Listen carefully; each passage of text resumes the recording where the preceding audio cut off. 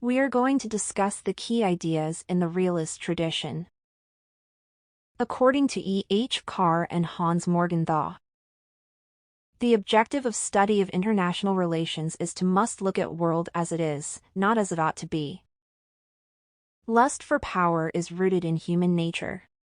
People are by nature narrowly selfish and ethically flawed and cannot free themselves from the sinful fact that they are driven to watch out for themselves and compete with others for self-advantage.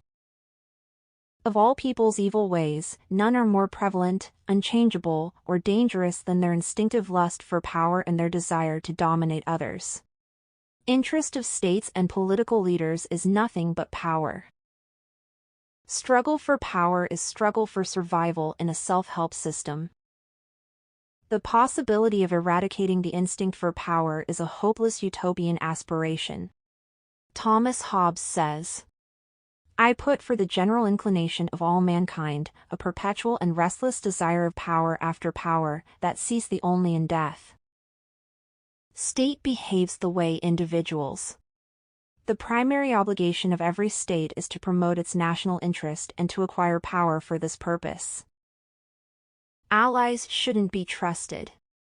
Allies might be sought to increase a state's ability to defend itself, but their loyalty and reliability should not be assumed, and commitments to allies should be repudiated if it is no longer in a state's national interest to honor them.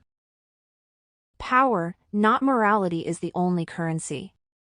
The anarchical nature of the global system dictates that state acquire sufficient military capabilities to deter attack by potential enemies and to exercise influence over others. States should acquire arms and prepare for war to keep peace and not be hesitant to use arms, since might makes right. Moral claims or arguments for international justice is worthless in international relations. Economic is to serve politics. Economics is less relevant to national security than is military might. Economic growth is important primarily as a means of acquiring and expanding state power and prestige. No one is above state. States are absolute sovereign. In an anarchical international system, states should never entrust the task of self-protection to international security organizations or international law. Maximization of power is the only way forward. If all states to maximize power, stability will result by maintaining balance of power by increasing states' military might or alliances. Thanks for watching. You can also read it in description. Please subscribe the channel.